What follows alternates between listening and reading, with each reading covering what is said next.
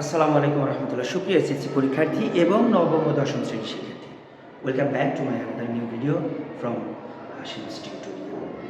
আজকে দেখো tan = 4/3 একটা অঙ্ক লিখে রেখেছি, যেখানে সেকের মান বের করতে বলা হয়েছে। আমরা এই অঙ্কগুলো খুব সহজে পিথাগোরাসের উপপাদ্য ব্যবহার করে সমকোণী ত্রিভুজ অঙ্কনের মাধ্যমে আমরা করতে পারি। আমরা যদি একটা সমকোণী ত্রিভুজ অঙ্কন করি, তোমরা জানো সমকোণী ত্রিভুজের একটি কোণ সমকোণ, আমরা এ কোণের সাপেক্ষে tan a সমান যদি 4/3 করি, তাহলে এ কোণের সাপেক্ষে তোমরা জানো tan a মানে কি, tan a হলো লম্ব বাই ভূমি, এটা তোমরা জানো লম্ব বাই ভূমি।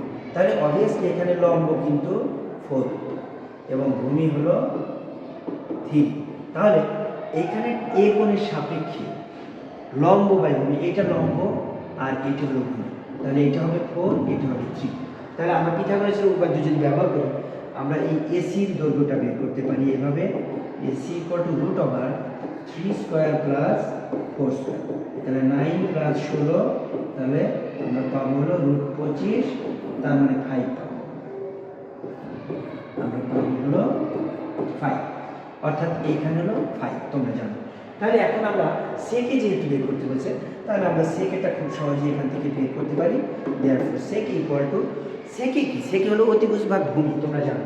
তাহলে এখানে অতিভুজ হলো 5 আর ভূমি হলো 3, তাহলে সেকে হলো 5/3, এটাই আমাদের রিকোয়ার্ড অ্যান্সার। ধন্যবাদ সবাইকে সাথে থাকার জন্য।